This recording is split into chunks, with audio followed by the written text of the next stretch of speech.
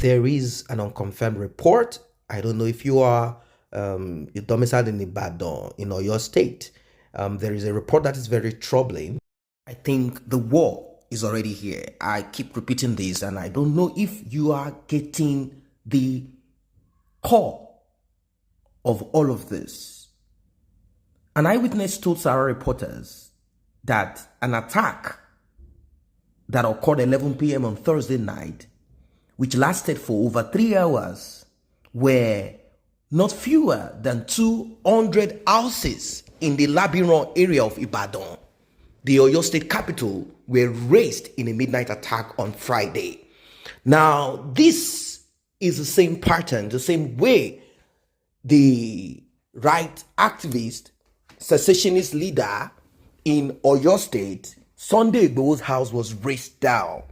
Several reporters learned that many residents had to flee their homes, flee that area following this attack. Affected prominent family houses are Mogaji Akinshola House, Oniroko Family House, Afulayin Family House, Aderogba, and Beyeruka Family House. The family head of Akinshola House, Mogaji Wale Oladoja, who confirmed the incident to Sarah reporters on phone, threatening to avenge the attack on his family house if the government refused to act on time. They said over 250 hoodlums invaded the area around 11 p.m. on Thursday and set ablaze all the family properties in that area. Now, I'm sure the question that will pop up right now is, who are the people? What ethnic group? Does it have some ethnic or political undertone? Is it about this Fulani herdsmen? They have decided to start setting ablaze. They have decided to start doing all of this so as to create a political tension. These people are aggressive. They are stubborn. They do not mind. Do not forget that these people do not have that kind of life that we have in the south of Nigeria.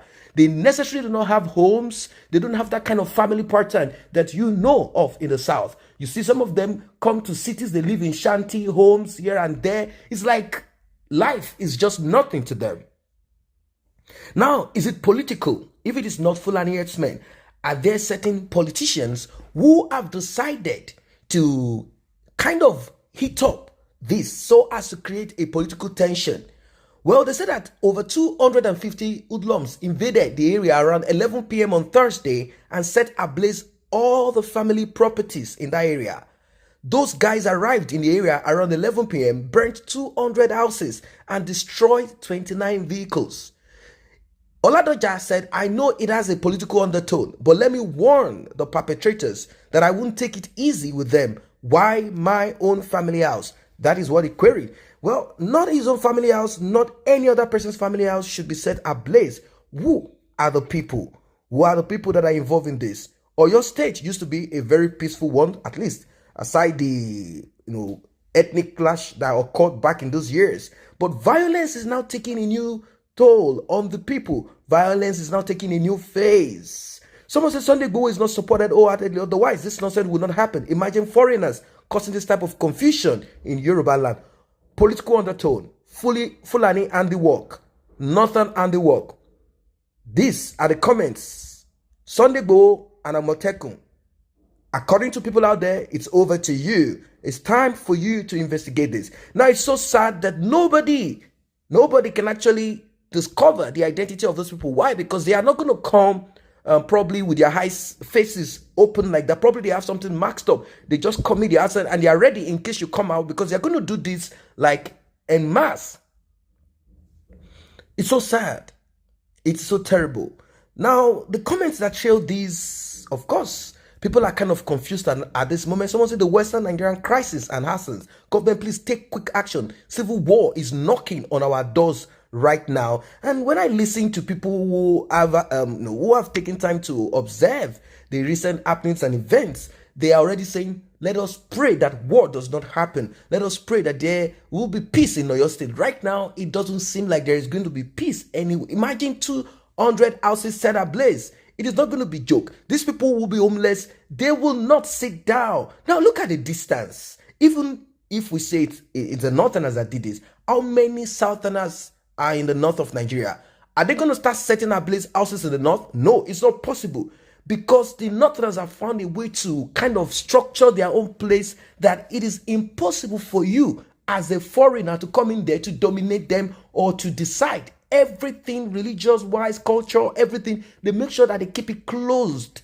You cannot penetrate them. If you try to penetrate them, well, no problem. They might smile at you. But whenever there is a religious crisis or whatever, they are the ones who will come to you first. Your friends are the ones that will come at you to attack you. That is how they structured it. Why? Because the South have always been peace-loving people, accommodating. The North has never been that accommodating. Although you might have a different opinion that I've lived in the North, they are very nice people, they are very trustworthy. That's your personal opinion.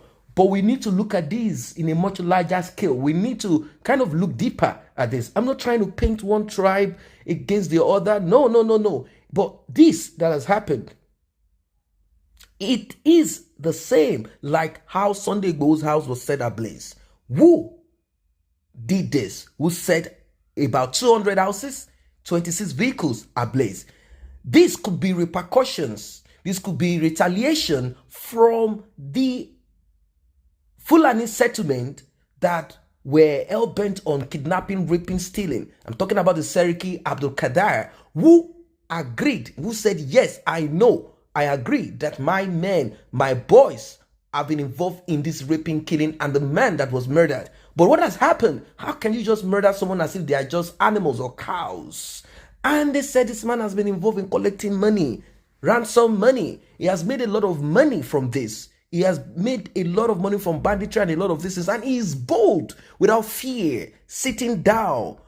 Wow, this is terrible. So, this is how it's going to be? Continue? No, I don't think so. Now, crisis is on, and it might result into war if care is not taken. If they do not stand up to do what needs to be done, it's quite unfortunate that people have to live with such life as a result of some politics being played somewhere, or someone who does not care about the lives and property of the people. Gradually, war is on its way.